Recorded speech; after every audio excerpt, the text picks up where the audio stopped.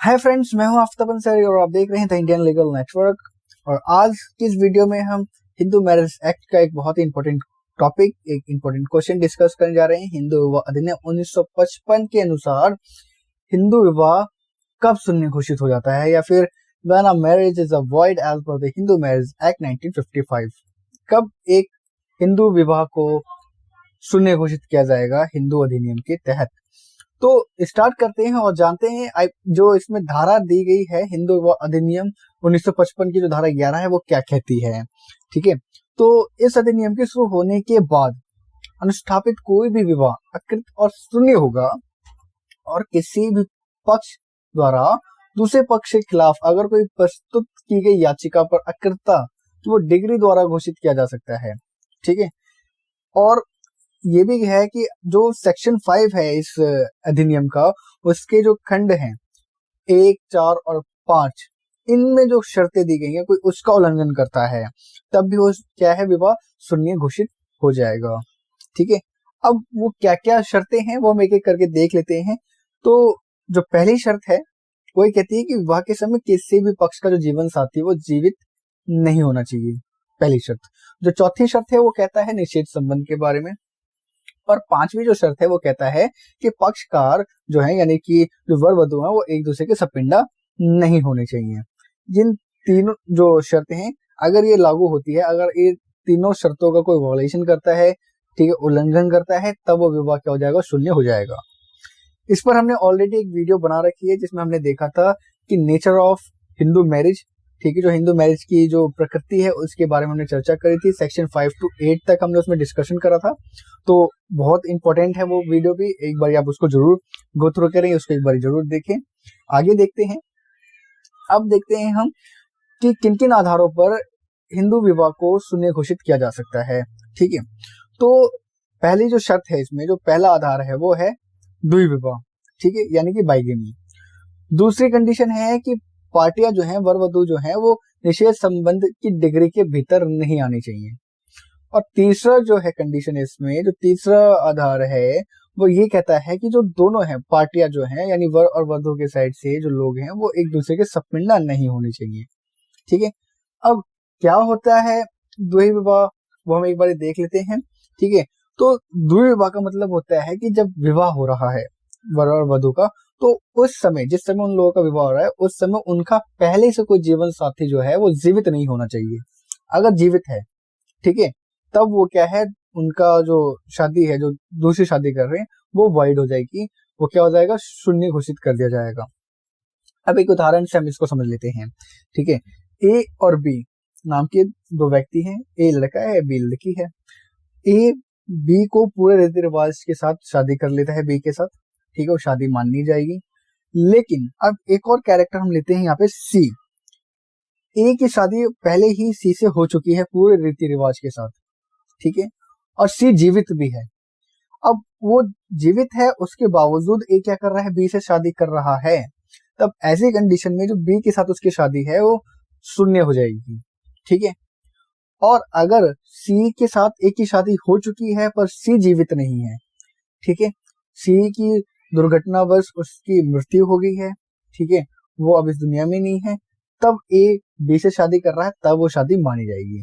ठीक है, यानी कि उसका जो जीवन साथी है वो एट दैट प्रेजेंट टाइम क्या है, वो जीवित नहीं है, ठीक है, तब वो शादी मानी जाएगी। और ये कंडीशन वर पे भी लागू होती है और यही कंडीशन वधु पे भी लागू होती है। ऐसा नहीं है कि सिर्फ एक ही पार्टी पे, दोनों पार्टियों पे ये कंडीशन लागू होती है। ठीक है, और अगर कोई ऐसा करता है तो जो धारा 5 का जो क्लोज 1 है वो इस पर रोक लगाता है, वो इसका करता है कोई ऐसा काम, तो ये मान जाएगा कि जो धारा 5 है उसका क्लोज 1 है, उसका उल्लंघन किया जा रहा है। ठीक है, और अगर कोई ऐसा कर भी लेता है, ठीक है, भाई कोई पहली शादी हो रखी है उसके बाद भी कोई दूसरी शादी कर लेता है, क्योंकि शून्य तो हो जाएगी, पर वो धारा 17 के तहत, हिंदू विवाह अधिनियम 1955 की धारा 17 के तहत वो द्वि विवाह यानी बाइगेमी के लिए पनिशेबल होगा और उसको सजा सुनाई जाएगी, दंडित किया जाएगा। ठीक है, इसी के साथ जैसा कि हम लोग जानते हैं बौद्ध, जैन और सिख ये भी क्या होते हैं, हिंदू कैटेगरी में ही आते हैं ये। ठीक है, और अगर ये लोग भी विवाह करते हैं तो इनके पे भी सेम ये लॉ लागू होता है, सेम यही कंडीशन होती है कि अगर ये भी शादी करते तो इनका भी तभी शादी होगी वैलिड जब इनका कोई पहले ऑलरेडी जीवन साथी जीवित ना हो, ठीक है, या उनकी पहले शादी ना हुई हो। सेम कंडीशन इन कैटेगरीज पे भी लागू होगी। कोई अगर बाइगेमी करता है यानी कोई दूसरा विवाह करता है तो हिंदू मैरिज एक्ट के तहत तो उसको पनिशमेंट किया ही जाएगा। मतलब उसी के साथ साथ इंडियन पिनल कोड यानी आईपीसी की धारा 494 और 495 के तहत भी उसको दंडित किया जाएगा, ठीक है। अब एक यहाँ पे बहुत ही इंपॉर्टेंट एक केस लॉ है जो कि श्रोमणी जैन बनाम डॉक्टर अशोक कुमार जैन 2017 का मामला है। इसमें जो हमारे ऑनरेबल सुप्रीम कोर्ट है इसने कहा कि जो हिंदू विवाह है, ठीक है, वो हिंदू विवाह अधिनियम की जो धारा 17 है वो ये ऑर्डर उसमें दिया गया है कि विवाह को कानून, ठीक है, यानी लॉ और कस्टम द्वारा आवश्यक जो भी संस्कार हैं, जो उसके संस्कार हैं, सेरेमनी है, उसके साथ उचित रूप से संपन्न किया जाएगा। धारा 17 के तहत विवाह की शून्यता धारा 494 का एक आवश्यक घटक है, क्योंकि जो दूसरा विवाह है वो तभी शून्य होगा, वॉइड होगा, जब जो धारा 17 में दिए गए जो भी प्रावधान है वो संतुष्ट होते हैं उससे। अगर वो संतुष्ट होंगे तभी वो शादी को शून्य घोषित किया जाएगा, अदरवाइज वो शादी वैलिड मानी जाएगी, वो शादी मान्य होगी, ठीक है। इस केस में ये बात कही गई। अब आगे चलते हैं, जो इसकी दूसरा आधार है, जो दूसरी कंडीशन है कि जो भी पार्टियां हैं, दोनों पक्ष हैं, वो निषेध संबंध की डिग्री में नहीं आते हो या इसके भीतर ना आते हो। तो जो निषेध संबंध होता है ये हिंदू विवाह अधिनियम की धारा 3G में इसको डिफाइन किया गया है, ठीक है। और कुछ स्थितियां हैं जिसमें निषेध संबंध को परिभाषित किया गया है, परिभाषा के अंतर्गत आती हैं, वो हम एक एक करके देख लेते हैं कि जब एक दूसरे का जो वंश है, ठीक है, वो नहीं होना चाहिए, दोनों का जो वंशज है यानी जो उनकी पूर्वज है वो एक नहीं होने चाहिए। जैसे कि जो पिता है, दादा है या फिर जो परदादा है वो एक नहीं होना चाहिए, लड़का या लड़की का। अगर एक होगा तब वो क्या होगा, निषेध संबंध में आएंगे और ऐसी कंडीशन में उनकी शादी नहीं मानी जाएगी। जब एक पारंपरिक पूर्वज या दूसरे का वंशज की पत्नी या पति था, यानी कि जो उनके सपोज उनके फोर फादर में भी अगर कोई है, ठीक है, कि सपोज करो अगर फोर फादर में उनका फादर है या मदर मिलते हैं, ये माना जाता है कि भाई उनकी मम्मी थी, ठीक है, या उनके पापा थे, दादा या दादी, ऐसा अगर है, दोनों का सेम अगर माना आता है, तब क्या होगा, ये शादी नहीं मानी जाएगी, ये निषेध संबंध में आ जाएगा। जब वो एक दूसरे के भाई या पिता या माता के भाई या दादा या दादी, ठीक है, के भाई या उनकी पत्नी अगर ऐसा होता है, तब वो क्या होगा, निषेध संबंध में आएंगे, ठीक है।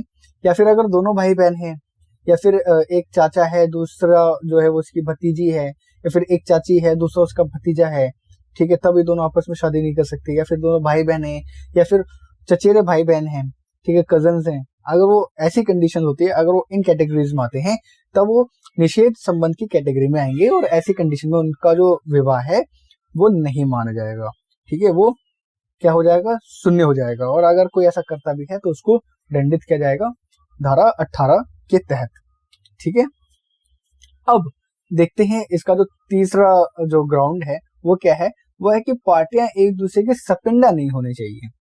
अब सपिंडा क्या होता है, इसको डिफाइन किया गया है हिंदू विवाह अधिनियम की जो धारा F है उसमें डिफाइन किया गया है, और ये बताता है कि भाई सपिंडा वो होता है इसमें फादर और मदर, ठीक है, यानी कि दोनों की फैमिली को, यानी मैटरनल फैमिली और पैटर्नल फैमिली को देखा जाता है। अब अगर हम मॉम की फैमिली से देखें, माता की परिवार से देखें, तो वो 3 पीढ़ी तक ऊपर चलता है, यानी पहले मॉम हो गई, फिर हमारे नाना या नानी, और फिर उसके बाद ग्रैंड जो उनके यानी पर नाना या पर नानी। अगर इस कंडीशन में कोई आता है, ठीक है, सिमिलरिटी है, तब क्या होगा, वो शादी नहीं होगी। और अगर पिता की तरफ से हम देखें तो ऊपर की तरफ पहले क्या हो गया, हमारे पिताजी आ गए, फिर दादाजी, फिर परदादा, फिर उसके बाद उनके पापा या उनके पापा, यानी हम 5 स्टेप ऊपर की साइड जाएंगे, ठीक है।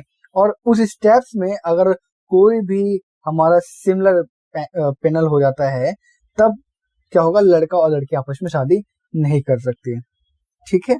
आई होप आपको यहाँ तक क्लियर है। अगर ऐसा कोई करता है, ठीक है, सपिंडा है अगर वो लोग एक दूसरे के, ठीक है, उसके बाद भी अगर वो शादी करते हैं तब भी वो शादी शून्य हो जाएगी। और हिंदू विवाह अधिनियम की जो धारा 18 है, 18B के तहत उनको सजा सुनाई जाएगी। इसमें सजा 1 महीने की है और 1000 के लगभग का उसको फाइन दिया जाएगा। हो सकता है उनको दोनों से दंडित किया जाए, ठीक है। और यही कंडीशन, यही पनिशमेंट सेम लागू होती है हमारी जो निषेध संबंध की जो डिग्री के भीतर जो लोग आते हैं उनमें भी यही सेम पनिशमेंट लागू होती है। अब हम आगे चलते हैं और एक और इम्पोर्टेंट जो इसमें सेक्शन 16 है वो कहता है कि शून्य विवाह, यानी जब शून्य विवाह हो जाता है और उसमें जो बच्चे होते हैं वो उनकी क्या वैधता है। तो धारा 16A के कहती है कि शून्य विवाह की जो बच्चों की वैधता से संबंधित है, ठीक है। और वो ये कहता है कि चाहे बच्चे का जन्म विवाह कानूनी संशोधन अधिनियम 1976 से पहले का हो या बाद का हो, ठीक है, यानी हिंदू विवाह अधिनियम का है, ठीक है। और इसके अकॉर्डिंग अगर उनकी शादी को शून्य मान लिया जाता है, ठीक है, लेकिन भाई शादी शून्य होगी और उसके बाद उनका कोई बच्चा होता है, तब क्या है, वो बच्चा जो है एक जो शून्य विवाह है और जो बच्चा होगा वो उसी तरह वैध होगा, ठीक है, जैसे कि एक वैध विवाह में जो बच्चा होता है, ठीक है, वो बच्चे को जायज माना जाएगा, वैध माना जाएगा, ठीक है। उसको नाजायज नहीं कह सकते, उसको जायज बच्चा माना जाएगा, बेशक उनका विवाह शून्य है, उससे कोई फर्क नहीं पड़ता। धारा जो 16 है उसका जो सब क्लोज 3 है वो ये कहता है कि भाई उस बच्चे का अपने फादर की प्रॉपर्टी में पूरा का पूरा हक होगा, ठीक है, उसकी जो पैतृक संपत्ति है उसमें उसको अधिकार प्राप्त होगा, ठीक है। और अगर वो बच्चा जब तक उसके जो पिताजी हैं वो जीवित हैं तब तक तो नहीं, लेकिन जैसे ही उनके जो फादर है अगर वो डेथ करता है तो पूरे उसकी प्रॉपर्टी के लिए उसमें लायबल होगा, वो उसका अधिकार है, उस प्रॉपर्टी में उसका पूरा का पूरा हक है, ठीक है।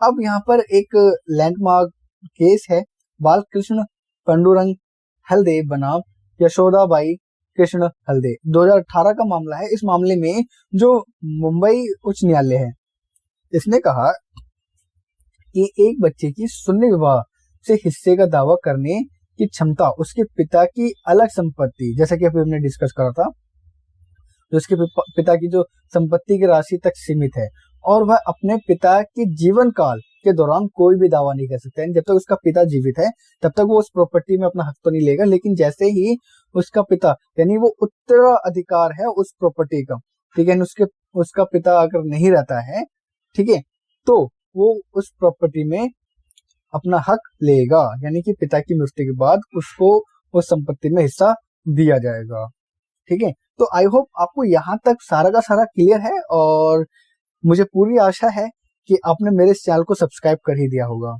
गाइज अगर नहीं करा तो प्लीज मेरे इस चैनल को सब्सक्राइब कर दीजिए, बेल आइकन को प्रेस कर दीजिए। वीडियो अब आपने पूरी देख ली है और मुझे पूरा पता है कि वीडियो आपको बहुत अच्छी लगी है, ठीक है, तो वीडियो को लाइक करिएगा। देखिए आपके लाइक से, आपके सब्सक्राइब से आपका बिल्कुल भी समय नहीं जाता, ठीक है, बट आपके लाइक और सब्सक्राइब से ही हमें मोटिवेशन मिलता है जिसके तहत हम वीडियोस ज्यादा बना पाते हैं। अगर अभी भी आपको कोई भी डाउट है, ठीक है, तो आप मुझे कमेंट करके पूछ सकते हैं, या अगर कोई ऐसा टॉपिक हो जिस पर वीडियो बनानी चाहिए वो टॉपिक आप मुझे सजेस्ट कर सकते हैं, उस पर मैं टॉपिक लेके आऊंगा जल्दी से जल्दी।